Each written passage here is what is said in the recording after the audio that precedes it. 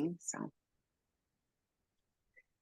welcome everyone. Before we get started, our clinical director, Erin Snow, had the opportunity to present to professionals last week, and I'm sharing this on the recording, mostly to embarrass her, but honestly, it's really more, like I so value our team.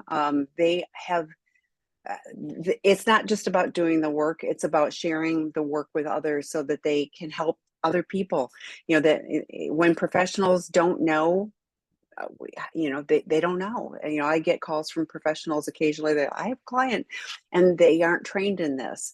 So learning new skills is key for professionals. I value the therapists that want to learn, but I really appreciate that Erin had a great opportunity to present at a large conference, and that was an amazing opportunity for her, but also to help spread the word and share resources with other professionals so that they can help. But she and Dr. Rob and Dr. David Fawcett, there's a number of our team, that are able to present at conferences, and that's meaningful for them, but also for the others. So I just wanted to share that, because kudos to you. And Thank it's always you. a little nerve-wracking, I know, but Yeah, I mean, I've done speaking engagements, but not necessarily conferences. And this was the first one, but what was nerve-wracking about it is it was a psychodrama, the International Psychodrama Conference. And so we actually did a live psychodrama, which is a group modality that uses people representing different characters from the past and working through past trauma. So doing that kind of in front of a live group can go a number of different ways. Luckily, they were amazing. It went wonderfully. We were showing basically how we use psychodrama with our clients, and it was really powerful. Lots of people that had tons of questions and wanted to know more, and definitely were interested in the fact that we had a lot of free resources, which is kind of hard to come by these days. So it was beautiful, and I'm proud of what we have to share. So it was exciting for sure. I am too. I'm part of our team.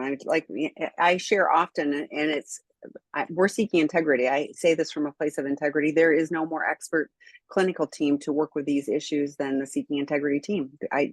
On the planet. So if you need a higher level of help, we're here for you. Okay, so the first one is betrayed here. My partner describes sex as a need. It's only been 3 weeks since the relapse with him, and he wants to release. And I am not ready. He wants to release. It's hard, confusing, and makes me anxious. Mm. We hear this often. So Yeah, and it's, excuse my French, just complete bullshit. So here's the thing. We've had guys come to us after years that were actually sober. So meaning they're not masturbating and they're not having sex. Okay. And they didn't die. They came to us because they swung really hard in the pendulum to the opposite side, where obviously our goal isn't abstinence forever. Our goal is to get into recovery and work towards healthy sexuality, whatever that looks like for this individual. So in your case, I have to wonder, it sounds very impulsive at this point still. It's not a need. Now, yes, is there biology and testosterone and sexual urges and all of those things are happening? Of course, that's called, part of human nature, especially when we're talking about biology of men. This is not I need this or I'm going to die. What it is I have an urge and I want to act on it. And so my question would be, is this person in recovery? Because to then say to you, which is honestly is very threatening in some ways. A lot of our betrayed partners express this. Their partners saying, I have this need and, you're either going to fulfill it or, I'm going to end up doing something else. And I'm not saying he's saying that per se, but 3 weeks ago was a relapse. I mean, that's just not just insensitive, but I just urge you, do not turn your back on yourself. And so when you're hearing this and your body is saying, no, I'm not open for business right now. I don't trust you right now. I don't feel intimately connected to you. I don't want to be physical with you. Then don't do it. And it's expressing that to your partner without guilt is really important because you have to put yourself first. You've been in a position where you haven't felt safe, and you should not be sexually intimate with someone when you don't feel safe and trusting. And, like our Empowered Women's Retreat, one of the ways we explored healthy sexuality for the women after betrayal was I blindfolded everybody. And I put on music and I literally said, I want you to run your hands over all the different parts of your body and listen to what your body says. Where is trauma stored? Where are my yeses? Where are my nos? Where am I shut down and I don't want to be touched there? Like all of these, oftentimes, I mean, from such an early age, we just do these things without checking in with ourselves. And so I'm proud of you for saying, I'm not ready. I'm not ready. And I would hope and expect that he would honor that. But guilting you is truly a manipulation. I need this, right? 3 weeks since, no, I'm sorry. That's not cool. And many of our guys in recovery would say the same, So I urge you to stay true to yourself in this one. And he's going to find other ways to channel his urges right now, because we've had men that have done this for many months. There's no physical ailment that they're experiencing. They're okay. There's that. That's where And you're kinder because you're going, I think he would. I'm like, I believe he's going to pressure you. I think it's going to get worse. I need this. I need this. And addicts are highly manipulative and, and self-focused in that I want to get you to a yes. One of the things, like often it's 90 days, no masturbation, no masturbation, no sex. And then you guys can think about it and nothing falls off. I swear there's no body parts that are going to be falling off, during this time. It's an opportunity to refocus and find out what's, and at 90 days, it may be that you start with, hand holding and hugs and things like that is still non-sexual touch. Your one of your healthy boundaries for you should be your physical. What are you okay with? Oftentimes you need to ask if you want to touch me, if you want to hug me, if it should be, it's my body and I have control over this. And as Erin said, what do I feel safe with sharing? And if your body or your brain is going, no, no, no, no, no, no, then that doesn't work. So, yeah, because I imagine so many of us at times in our life have been there where your no becomes a yes. And you're laying there just like, there is a violation in that. And our first violations to ourselves because we didn't uphold, saying my body is mine and I didn't want to do this. And I'm doing it out of obligation or duty sex, or I feel like I have to because this is my job. And the truth is that this has been ruptured. It's been broken. It's not the same. And for many women, they're not ready for a while. And we're talking less than a month ago. I mean, no, don't be pushed. Mm-mm. Okay, next question. I am the betrayer. Disclosure was done in October. We have set boundaries and agreements, tracking. I seem to continue to omit and tell little white lies about things, and I don't know why. My partner is on her last leg with me, and I don't want to lose her. What can I do? So I think that it is, well, a couple of things. I think one thing that you can set up if you don't already is like a 24-hour rule. If you know this about yourself, which means, like I always say, many good liars were once pretenders. This started typically in childhood. So oftentimes omissions and lies come before you even consciously think of it. And then once you've lied, it's like, oh shit, now I have the consequences of that lie, and it builds on itself. So I would recommend, first of all, having a 24-hour rule with your partner that says, I'm struggling with this. I want to do the right thing in recovery. And if this comes up, some call it a grace period. It doesn't necessarily have to be all grace, but it needs to be that when I lie, because we're human, it's going to happen. When I omit something, I've got 24 hours to come clean and be in integrity with you. That gives you some room to then take what was offline and make it online in your prefrontal cortex with some judgment and actually do the right thing in recovery. So I would recommend starting there. But I would say go back and look at where this started. There are so many men, especially men enmeshed with mothers, men that grew up in really strict environments where the right answer, avoided them having massive consequences as a child. They have been trained to avoid conflict, avoid consequences, and say what the person wants to hear. And when that has become a part of your repertoire over years and years and years as a coping mechanism, as a survival skill, it's hard to just undo. So you have to really start to look at, okay, what is it that I'm afraid of? What is it that I'm avoiding? Can I put in place like if you ask a question, I have a 5-second pause. Like it might take that Yes. long just to come online and say, I'm going to catch myself before it just, because so many of our guys, it's like, they literally are like, I lied before I even registered the question. I knew what, and it's conflict avoidance. And a lot of that is based in trauma or based in certain relationships where they had to pretty quickly learn that I cannot rock the boat. So be a good boy, say the right thing, make mommy happy, make daddy happy.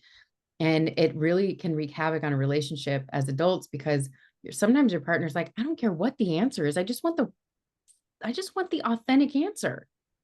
And so many guys struggle with what is that? So pause, 24-hour rule, and dig a little deeper with a therapist on like, where did this start? And what is the reinforcement for me on a subconscious level to lie and omit? Because there's something reinforcing that. And it's the avoidance typically of it's either getting validation, like lying about, I went to the gym today, high five, when it's like, no, you didn't. And getting caught in those lies is just so like a lot of shame comes up, and it's it is not the activity that's going to build the trust in the long term, in the long run. So I would say do some digging there and come up with some strategies with your partner and just being vulnerable. I do struggle with this. It's sometimes it's unconscious. It's like it happens and I feel terrible about it in retrospect, but I want to avoid the consequences, whatever it is. And I need 5 seconds or 10 seconds to pause when you ask me something to check in with myself. Remember, I'm okay. I can weather consequences. I can be honest. Um, and then of course, like a period of time, a window where you can go back and do the right thing. Yeah, I was thinking that the slow it down because you're right, it's the automatic answer. But Mhm. and it's like it's a lie of omission. I didn't really tell the whole truth. And so yes, there's some benefit you're getting out of it, look good or just not avoiding the consequences in the moment. But if you have that pause, and I would tell her that I'm going to take a pause. I'm going to make sure that it's going to my thinking part of my brain. Mhm. So that she's not just going, are you ever going to answer, but I think being intentional about that too, and saying I'm committing that we are committing to the 24-hour rule, and you have the discussion about it, but also I'm going to pause, and because I want to make sure, is this the whole truth? And if it isn't, you're coming back within 24 hours. But just those shifts, you can practice getting better at this. It will take time, but you can practice getting better, and you'll catch yourself quicker. The more you practice, it's like Yeah. everything else. You can build muscles on that. Mhm. Okay, the next question is, I am the betrayed partner. D-Day was 2 years ago, and I broke up with him recently. After he left, I started to dig into his past, found a whole slew of information that proved how deep his betrayal really was. All the lies, manipulations, and secrets. My heart has been shredded to pieces over and over. At this point, he still seems to want to try his luck to get me back, but I don't ever want to return to him after having forgiven him for 2 years. I can't seem to stop my obsession of digging up more of his dirt, and even fantasized about spying on him remotely through a hacker to prove how big a liar he is, so that I have a strong rebuttal in case he keeps pestering me. How do I put a stop on my obsession and move on to healing? Great question. Such a great question. This is part of trauma. So I have been on both sides of addiction. And I remember when I found out that I was a betrayed partner, even in my role, even with all of the resources and work I've done and people I've worked with, my immediate like point that I went to in my brain was I have to find out who these people were, where this was. I got to drive over there. I got to call the FBI to get, to bust this place. I got to like, what the hell? And I realized in that moment, safety seeking is really like a natural trauma response to know it's like, am I okay? How bad is it? What is my reality? And you just keep going. But what I found in that moment, and it took everything in my power to use any tool I had to peel myself away from that because it's so dysregulating. And that's what you're finding is I need to know I need to know how, like, what my reality was. That's the thing with betrayal trauma. It turns everything upside down. You don't know what your reality was at what times. Was that beautiful memory really a beautiful memory? Or was that, colored with all of this stuff? You question everything. You question your intuition, your judgment, your trust of yourself. Like, so that is super normal. And unfortunately, if you look out at a lot of resources out there for people experiencing betrayal trauma, they're offering hackers. They're giving solutions to here's how you can bug his phone. Here's how you can do. And the truth is all of that is, you know, while sometimes necessary for your own safety for reals, you're not in the relationship anymore. And I think there's probably a part of you, and you even mentioned this, that's like, if I can build the case, because I'm worried I'm going to go back to him. If I can build the case that he's bad enough, I won't turn around. Like if I stay angry, then that's my defense and I don't have to return to this. And because when your heart's broken and the one person that technically is out there that could help ease that pain is no longer someone you can go to, is no longer someone that's there to comfort you, no longer there someone that you share life with, it's really confusing. So the solution, anything and everything you can do, like I say, when you're in that space where the obsession is coming up, you have to double and triple down on your self-care. So, and that sounds so much easier said than done. But I'm telling you, for me, it was like a daily ritual. I wake up, I meditate, I journal. Okay. I have a community around me that when I want to text him or I want to go and I want to, safety seek, I want to dig through emails and all of that. I reach out to that community instead who has, said, we're here to support each other. Text us. Don't do this. I've said when all else fails, shock your central nervous system out of it. Like I cold plunge. And if you don't have a pool or an ice bath, like turn on a cold shower, get in there for like 2 minutes, and then you can turn it on warm. But I'm telling you, it really does. It gets your body, which is so engaged in the obsession, it's riling you up, shocked out of it. So, and the more you practice these skills, the easier it is to have them be available and actually be effective. So the first time you journal, you might be like, I don't even know what I'm writing. This is like, I'm just gibbering, I'm jabbering. The next time something else starts to come out, the next time you're like, wow, I'm really starting to work out some of these things on paper. This is really cool. Meditation, same thing. Your mind is a squirrel in the beginning. Mhm. But as I continue to do this, I know how to get home. Home is within me. I know how to get home and regulate myself pretty quickly now. And so there's groups, there's classes, there's breath work, there's a litany of tools. You have to figure out what really works well for you. Whether you have a higher power or some spiritual community to get involved in, whether there is a, therapy, upping your therapy, all of these things. So the solution is in you and it is not in him. And the fact that you are not together is all the reason why. What you actually need to do is grieve. You need to grieve the loss of what was, because your heart's broken, versus this is actually keeping you trauma bonded to the situation for much longer. than if you actually engaged in the healing and grieving process. And I know it's, and I'm not blaming you because like I said, I've been there, but I just, it's so destabilizing and dysregulating. So if you can up your game in all of the other things that will help you stay online, do that. Can you talk to, because like I in the last it says in case he keeps pestering me. So it feels like she's trying to, like, I'm trying to build my moat so he can't get across. So what are, what are some practical, because all of those self-care are fantastic, but if he's pestering and it feels Oh like, yeah. he's coming at me, what, Yeah. some suggestions for her for what to do. Here's the thing. You have to decide, am I, do I want to be with this guy? If you got to write pros and cons, if you've got to sit down with a trusted group of people, if you need to work this through with a therapist, make a decision and then put up major boundaries.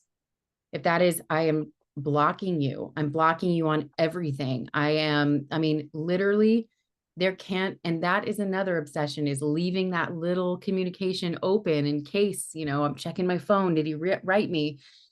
And it's such a double-edged sword because you're looking at it hoping he texted you and then also being like, God, I wish he would just go away.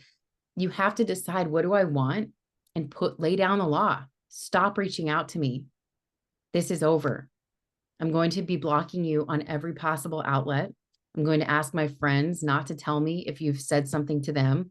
I truly need to move on and heal. And I'm asking you to respect my space and respect my boundaries, you know.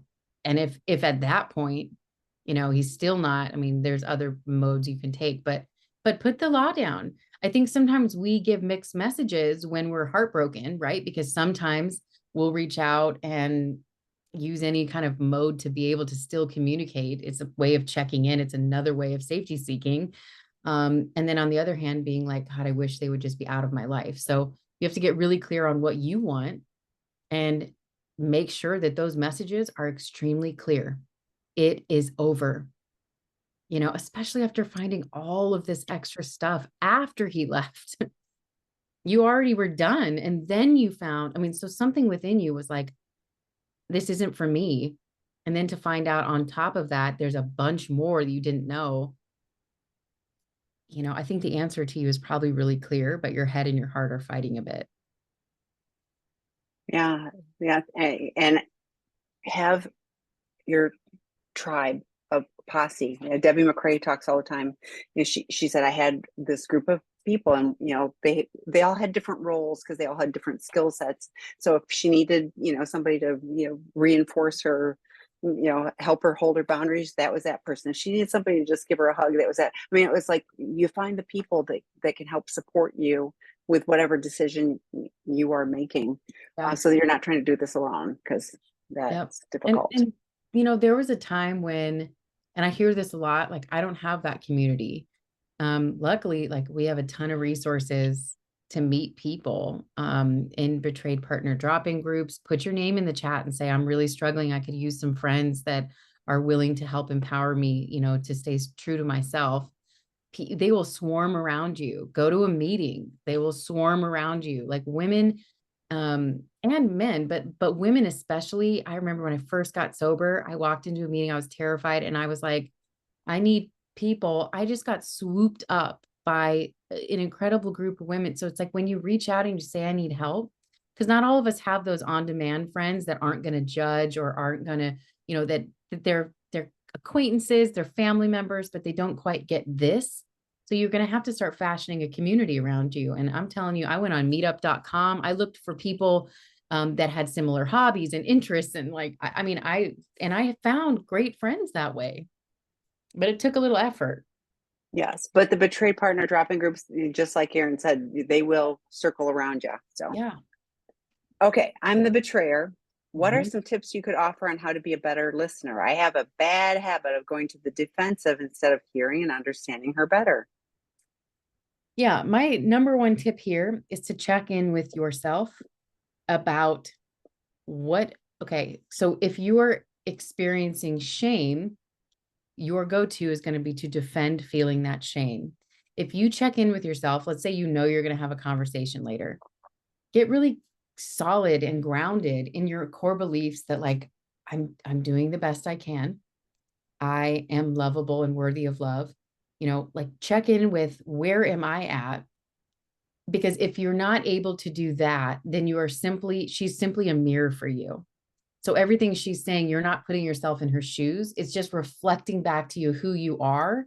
And when you feel like that, typically, yeah, you get victim mentality, you get angry, you get defensive, all of those things, which none of those are actually helpful communication strategies. So I always say your goal is to be like a container, like literally outside of you, a container for her emotions. Get curious about what those are. Tell me more about that. What has that been like for you? That must be really difficult. That must be really challenging. And in the process, I think what you'll find is there's likely a lot of shame underneath the defensiveness. So when I'm talking about listening, literally put that container outside of you and just imagine like her words are going in it. They're not hitting you like a knife in the heart.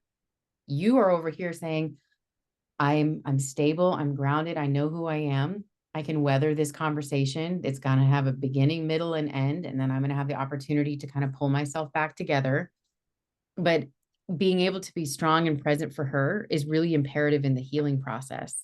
So every time she shares her feelings, if you get defensive or you go into victim mentality, then you basically cut off her legs and she doesn't get the opportunity to have feelings at all. And that's not productive. So I would just say get grounded, use an emotional container, try to like literally what I think I hear you saying is reflective listening, active listening, actually nod your head.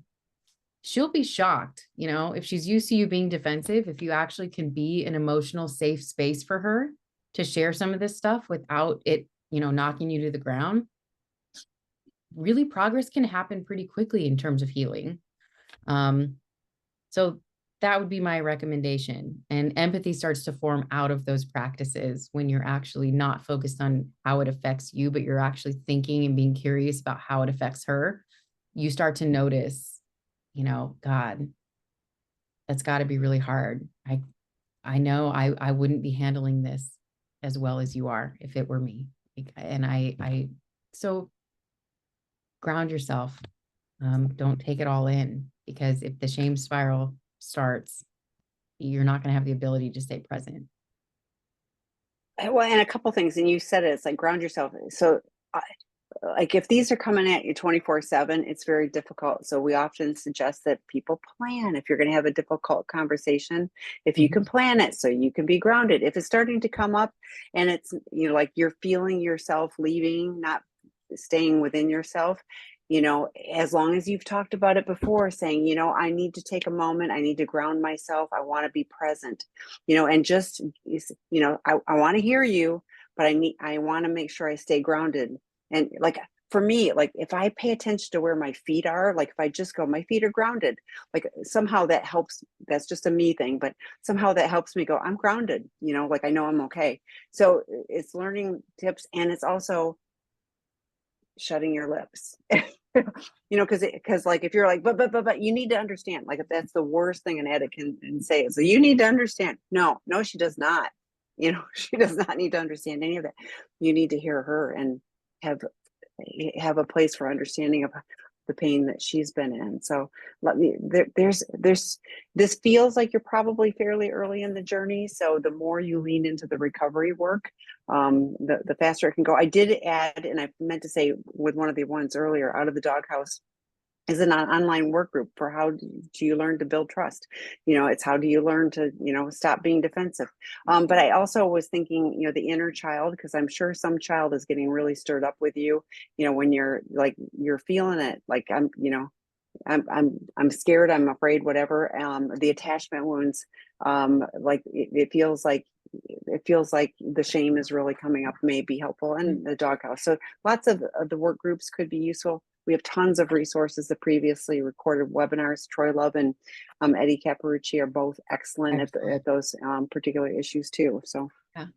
And I say too, just focus on, if you can, try to focus on her emotions, not necessarily the content as much, because I think that's where sometimes partners feel invalidated is they get nitpicked for the details of what they're saying versus just validating that I'm feeling something. I'm in pain right now. It's not about what day this happened or what, how long or what, and that's all just like defensiveness around shame. So focusing on the emotional experience of your partner and how you can show up to help her heal.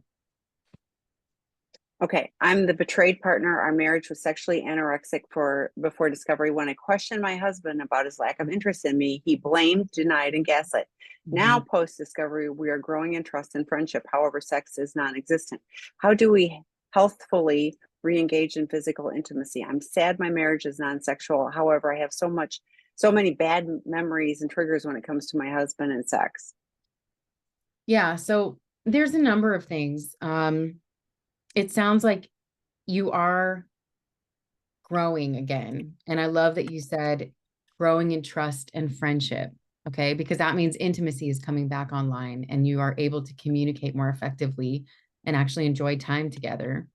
Um, One of the tools that's used often is called sensitive focus. And it's a graded task assignment, typically given by a sex therapist, or CSATs can give this assignment too. And some couples, they make it up themselves, but it's basically how can we find our way back to that? Now, you want to, of course, figure out why it's non-sexual as well. Like if there's medical components involved, if there's like, previously I could understand like porn induced erectile dysfunction or my shame is in the way, but if we're still non-sexual, some men, like I said, the pendulum swings from like, I'm so afraid of like my sexual urges because they destroyed my whole life that they do go to that kind of more anorexic place. But there may be something else in terms of that going on. So I would say look at all the potential underlying reasons, like really get into talking about that. What are the fears? What are the anxieties? Um, what is going on? But when and if you know what that is and you're ready to move forward, sense of focus is great. And it starts at a very low stakes place. So we're fully clothed, we're watching a movie together, and our first stage is holding hands or caressing each other's arms, right? It goes through typically several weeks, and you don't really graduate from one phase until you have felt like you've communicated what felt good and what didn't feel good about that interaction. It's really building your trust and communication at each stage as it's lower stakes before you move to the next one. It then goes to, you're going through different phases where now we may be clothes are off, but genitalia is off limits, right? You may be able to lay next to each other and just hold one another. It goes all the way to the point of sexual intercourse at the end, but orgasm is never the goal in sensitive focus. They say, yeah, if it happens, fine, but it's always been about what feels good to us and how can we get back to a place, because we're starting from zero all over again. We're rebuilding trust. We're trying to communicate. And again, none of us learned how to communicate our sexual needs ever. No one taught us that. We're fumbling around in the dark, at whatever age it was that started, and we don't ever communicate. So this is building that trust, but also building physical intimacy back in a way that feels safe. And it feels like it's not based on performance. It's based on connection and pleasure, whatever that is at each phase. And so obviously at the very end, you're where you want to be. But you're there with a full understanding of what that partner feels good with, what they don't feel good with. And it's, if there's like this is prescribed sometimes for even like premature ejaculation around performance anxiety, right? Like that it's not about performance, it's about being together. So that's something I would ask if you're in therapy, ask your therapist about, but it's also something you could craft together. But I would say explore a little bit of like what's going on, have an open conversation about, this is something I'd like to bring back into our marriage. I'd like to move in that direction slowly as I've learned to trust you again, as I feel close to you again. Um, and maybe we can do that, on a kind of graded place, but I really want to have an open dialogue with you about what's going on. You know, is there anything that we need to talk about or I can support you in? Like, figure out what's under the hood there. The next question, betrayed partner, 3 years since latest discovery. Both are doing all the recovery things, no relapses, but I still feel like my partner is so distant and not very relational. He seems to be stuck in a box, and I am stuck waiting for him to get out of the box. On paper, doing the check the boxes thing, but I don't feel like we are any closer. Proactive transparency is a big one, and he still keeps to himself when he's stressed, and I don't feel like he's opening up to me like he did with his affair partners. And so I hear the issue and then I hear the comparison with the affair partners. Yeah. So affair partners, there's not real intimacy. So what they have going on is like limerence, right? Limerence and newness and it's so easy in those environments to just spill it all and you know, even just thinking back to the beginning of most relationships, right? You talk about everything and you share everything. What happens, especially when you have someone that's a little bit more avoidantly attached, which it's very likely your husband is that intimacy itself is not safe. So at some point through their own attachment wounds, they've learned that intimacy will absorb me, suck me in, trap me. And so I think that sometimes well, there's some tools I can give you here in a second, but what I would say is when they have a need, they learned for many, many years, whether that be childhood, whether that be in a parental relationship, that I don't get to have wants and needs. And some of our guys, it's like, that's where you have to start is like, guess what? You have wants and needs. They're like, what? And we call those dependency needs because they're needs that actually need to be fulfilled by or can be fulfilled by connection with another human being. And so they have learned that I have to meet my own needs. My needs aren't going to be met. So I'm not going to trust that somebody else is going to meet those needs, which is why oftentimes you're like, what you find out, oh, you've been stressed for 3 weeks and you never shared that. Like, wouldn't you want to share that with your partner? To most of us, that seems obvious, right? Of course, I would want to share that with my partner. For avoidantly attached people, they have learned what's the point? It doesn't matter. My needs aren't going to be met. So, and again, that's childhood stuff. But I would say that in this situation, you may want to start something a little bit more structured to kind of get the energy and emotion flowing back and forth. One thing that I often give our guys, because obviously some do like a daily check-in, Thanos or whatever else, and that there's nothing wrong with that. But for some that are avoidantly attached, it's a lot, and also it can bring up conflict when it's too much.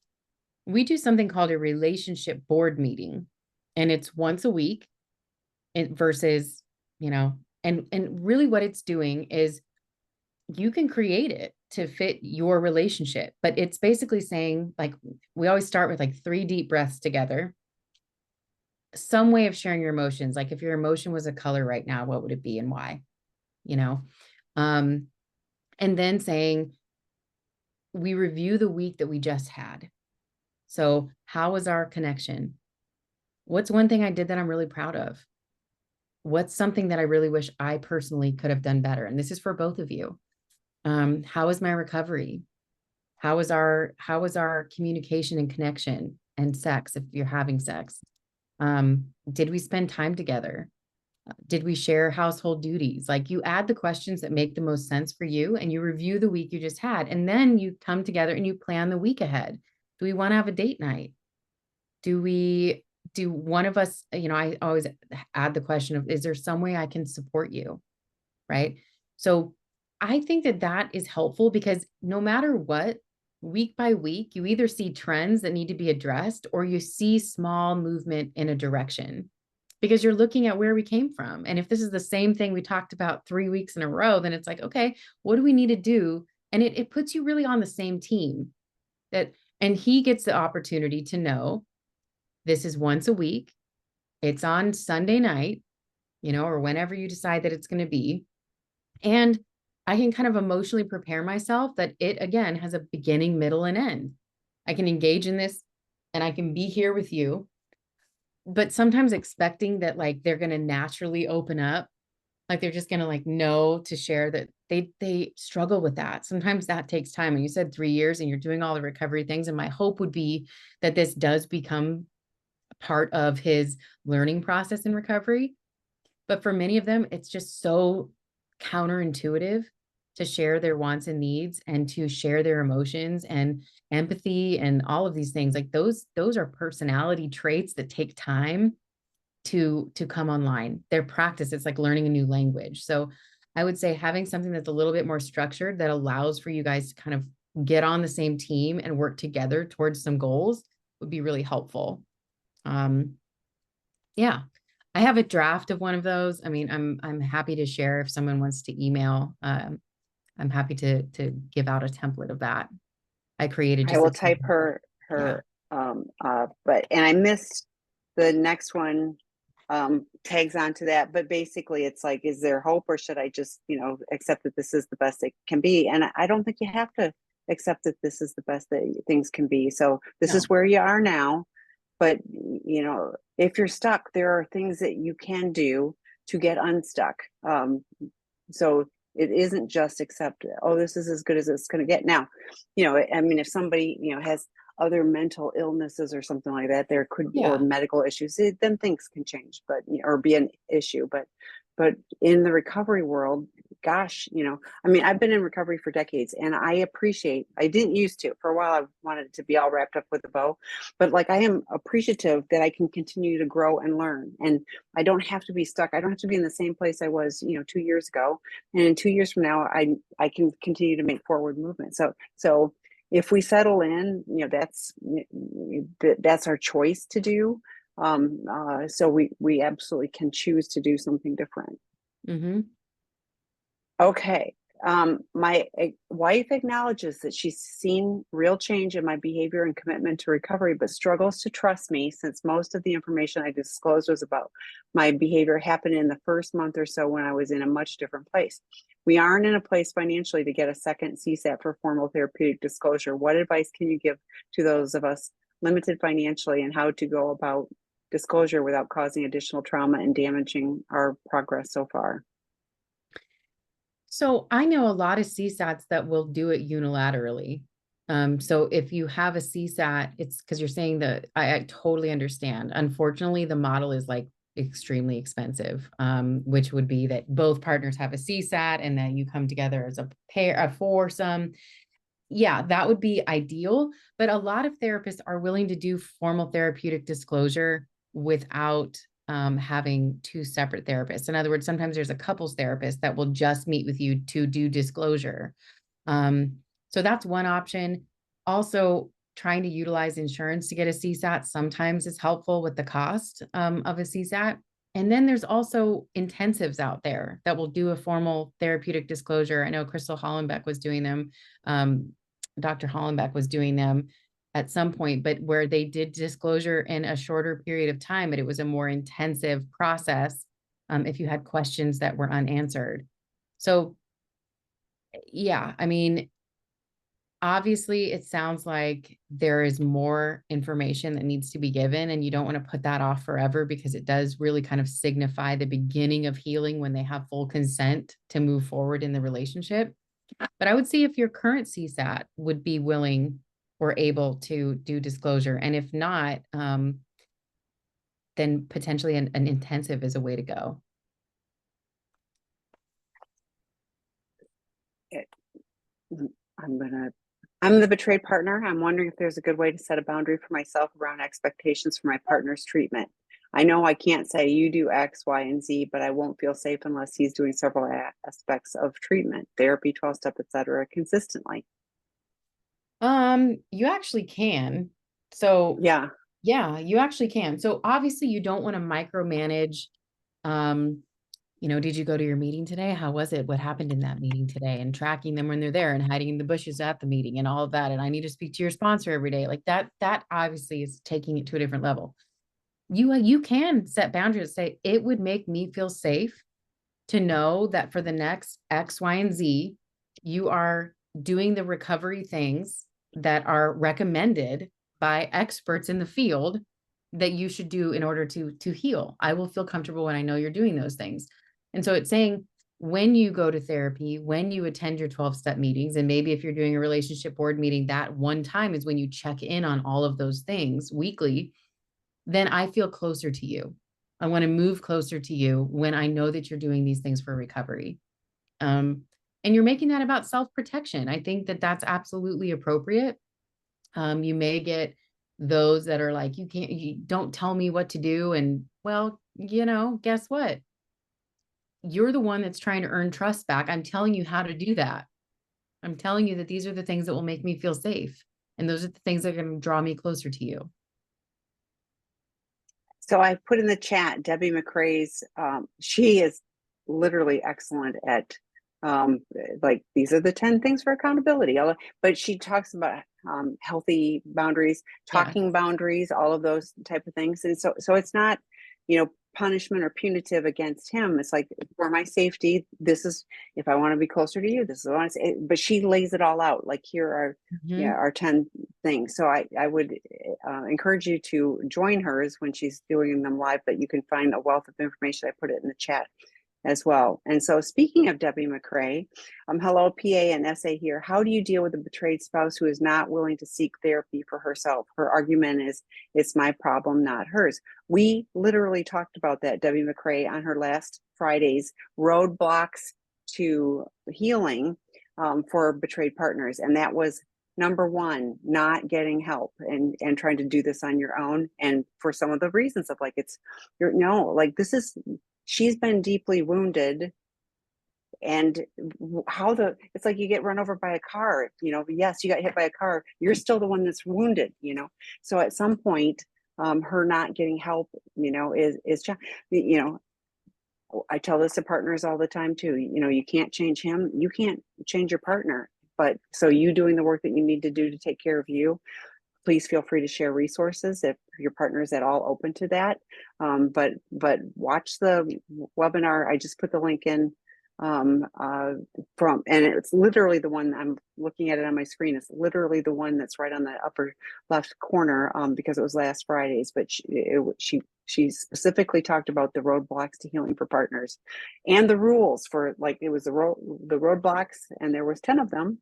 And then there was some rules, to how to do self-care, all of those things, that really help shift things. But, like I said a little bit ago too, I have a little screen, I like little quotes and things, and it says, sometimes we're stuck because we want to be stuck.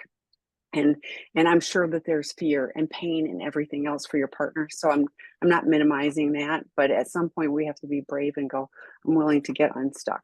So, Erin? Yeah, I mean, definitely, I have had to ask myself and many betrayed partners, like, who do you want to be? Who do you want to show up as? What kind of, woman, man, what kind of mother, what kind of employee? And when you are walking around with a shattered heart and no trust and a lot of trauma, I can't show up as who I want to be. And so we are all accountable for our own behavior. I can absolutely say, I didn't cause this. You did this, but punishing you is also punishing me forever. Like, I don't want my joy stolen for the rest of my life because I'm in pain. I want to do the work also so that I can heal and be through this, because otherwise, unfortunately, you don't even see the progress in your partner because you're back at D-Day every day. And it's hard to move on. It's hard to feel alive and feel joy again if you don't get some of your own help. But we hear this a lot. That's not new. It's about healing. It's not about her healing your problem through her therapy or blaming that, So yeah, there's lots of resources. I hope that she'd be open to receiving some of those. Yeah, and when partners reach out to me, it's never, like with addicts, I'm like, the therapy is very specific and very different. With partners, it's like, you deserve support. This is horrible and hurtful, and we want you to have support. Completely different, types of therapy for each and both of you. So, okay, next question. Betrayed here. What is the best way to react to stonewalling from the betrayer when it's part of the active cheating pattern? After a month of complete silence, my ex-fiance only talked to me when I discovered that he was actively sneaking out and cheating SA and dumped him. He pitied himself, of course, for being dumped, claimed he had to cheat because I wouldn't do certain kinky sex acts with him, and he said he loved me, begging me to stay. I don't regret ending the relationship then, but I wonder if there is a way to get an addict to stop stonewalling without the betrayed discovering the acting out behavior. Run. Yeah, Ugh. There's so much yuck in that. I yeah. don't like any of it. So when I hear stonewalling, I hear being cold, contemptuous, not talking to you. Um, you know, the silent treatment is really hard, but it's one thing when it's like a day or two. It's another thing when you said after a month. That's wild to me. That's this like, yeah, move on. But I would say when you're dealing with someone who's stonewalling, you can say to them, it's really important to me that we have a conversation at some point. I'm going to, at this time tomorrow. It's like when you do a timeout in an argument, you don't do it and then say, I'm never coming back. You literally set a time. Otherwise, you're triggering abandonment in somebody else, and that's not fair. So you say, I'm gonna be here at the kitchen table tomorrow at 5, and I really hope you'll join me. I'd like to have a conversation. I want to stay calm. I want us to be able to work through whatever's going on, but it's important to me that we have a conversation and talk through this. If they're continually like not showing up, like that's a boundary. That's a boundary for me that we don't continue timeouts or I'm going to shut you out. That's not loving. That's not kind. And all along he's acting out like, so what you're kind of saying, I mean, yeah, this is yeah, good for you, girlfriend. Keep on, keeping on, move on. That's just not cool. None of that is cool. I don't like any of it. Yeah, but I wonder if there's a way to get the addict to stop stonewalling. Like he's an active addiction, so like Oh, nothing you did or didn't do caused this. So I feel like, and I may be reading into this, you're looking back and going, could I have done something different? No, no, massive amounts of data that he was stonewalling you for a month. He's supposed to be your fiance, you know. He's supposed to be the person who's saying I love you, and he's not talking to you for a month. So and yeah. even when he pities himself for being dumped, Oh he's my gosh. blaming you for not doing Yes. certain kinky acts with him. Yeah. Dude, go kick rocks. You Yes. know, Yeah. He had begging to you to let cheat. him Yeah. stay. Yeah. No, No. Right. goodbye. Yeah. That's when block his number. So, Yeah. um, do you have some tips for retrospective after a relapse for chemsex addiction? I have a sponsor meeting and a partner. What? Do you have some tips for retrospective? Yeah. Oh, Like, yeah. oh, As you're like looking back on it, like what to do so that autopsy. So yeah, I would say autopsy of a relapse is super helpful. Really looking at your cycle of addiction. So Dr. David Fawcett and we were recently talking about this, that when it's chemsex, like triggers are so important. And oftentimes we don't even know what they are. And they can be internal, they can be my emotional state, whether that's good or bad, or external things that are triggering me. But he and I were talking about how that cycle of addiction is so important because it's all entangled. So it's chicken or the egg. Did the substances come first? Did the urges to have sex come first? Did the acting out? How did I make space for that? So really diving into the cycle of addiction, which looks like triggers that then goes into fantasy, ritualizing, and then eventually acting out. And then what comes with the numbing, shame, and despair. And then it all kind of goes again. But an autopsy is basically saying, what happened? There's 30 steps to a relapse, right? Like when did I begin to veer off path? And how did I, end up where I was? And where were the places where I could have potentially intervened? Because the further you are in that cycle, the train has left the station, right? It's becoming more and more difficult as your brain is being hijacked by dopamine hits of kind of doing the things that are getting you closer to that reward that ends in, despair. So I would say doing like a thorough autopsy, whether it be with your sponsor or a therapist, and really just looking at, okay, what was it that I was missing? Was I was I slacking in some area? Was there some new thing that was coming up that I wasn't able to cope with or tend to? What do I need in order to further support myself when I get into this place again? But, you know, good for you for having a sponsor, for having a meeting that you're going to. And also, you know, it sounds like you still have a partner after the relapse, so someone who's supporting you through this. But it is hard. I recommend Dr. David's new book. It's really good. It has a ton of tips, and it has I have it right here. It has a I do ton too. of Sex like, under the yeah. influence. Yeah, we're both good at this. So yeah. But just a lot of coping skills and tips at the end, because chemsex, you know, it's hijacked the brain on a number of different fronts for sure. Uh, chem sex drop. Oh, it's trying to change chem sex drop in group on Tuesday nights. Okay. So in the chat, I put Scott Brassard did a great job. He's got a previously recorded webinar on the cycle of addiction. It's super helpful. It's He good. also teaches this as part of the Sex Addiction 101 online work group. And you can say, oh, I'm past that. Like, guess what? If you're relapsing, go back to the fun, go back to the beginning. And then Dr. David's drop-in group on Tuesday nights is, and it's any substance and sex, porn, whatever. So it's meth, it's alcohol, it's cannabis, it's cocaine, whatever it is. So if there's co-occurring substance, that's a great group for the guys on Tuesday nights with Dr. David. Yeah, and any access you get to Dr. David for free, Is like, yes. take it. He is such an amazing human being. So here's the deal. He also does the webinar on the second Wednesday of the month, which on the even month. So that means April, which is the fourth month, he'll be on with me on Wednesday. So Oh, cool. Join the webinar. So, okay. Hi, this is a betrayed partner. Very clear to me that my SA partner is resentful towards me. He says he doesn't want to argue, and I don't argue with him at all, but he says hurtful things after he has been nice for about a week. It's like whiplash. I feel the need to bring up the infidelity because I feel so hurt. I know it's not productive, and I've made a pact with myself to not bring it up. But he wants to start to argue. Any suggestions? Yeah. So look, it is productive and it's part of healing. So, but here's the thing, randomly bringing it up, randomly throwing it in, again, especially for him not being prepared for that.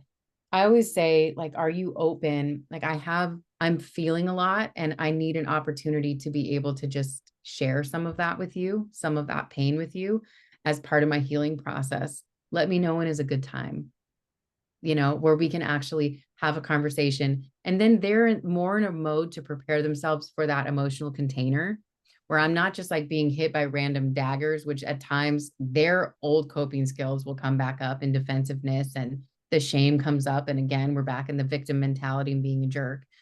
Whereas, as opposed to saying, it's really hard for me sometimes to grapple with all of this. And there are times when I'm going to need to talk to you and share about it. It's not to shame you. And I'm going to ask you not even to take it personally, that this is part of me healing, is being able to have an opportunity to share some of this pain with you. And so you set up a time that's it just feels a little bit more on neutral ground. And you're saying, I'm actually asking you to be a rock for me. I'm not here to belittle you and say, I hate you and all of these things. It's like, I'm actually asking you to hold some of my pain. And it comes out a little bit differently. Another way is you can do a couples journal. Couples that struggle with sharing deeper, more intimate things in like a verbal conversation, having one journal that goes back and forth. So like nightstand to nightstand, or if you're separated, like you pass it back and forth, but you actually get an opportunity to like write about some of these things, and they get an opportunity to like, okay, I'm reading this, it's bringing up shame. I don't want to go to the shame place. I'm going to ground myself, and then I'm going to write and respond when I feel safe to do that. So I would just say trying some other methods versus trying to bring it up unannounced or randomly. Yeah, and like I don't hear that this person is on a recovery path. He might be abstinent, I don't know, but I don't hear he's doing these things in order to be on a recovery path. So So just stopping the acting out behavior is abstinence, but this sounds like a dry drunk. We talk about that. It's like, oh, I stopped drinking alcohol and I'm just a nasty human being, and I'm avoiding all of this stuff feels like either very, very early in the journey, or that he's not doing the work to change and heal. So, and I don't know which, but you it also feels like he's really, pushing you to like, don't argue with me. I don't want to deal with you. How dismissive, for him to like shut you down. But it's a protection for him. But then he doesn't have to deal with the uncomfortable and unpleasant. So, okay. Oh, I was going to guess a different word, so I'm glad you clarified. So my SA husband is 2 years coming out of SI. He has done all the groups in CSAT and SA.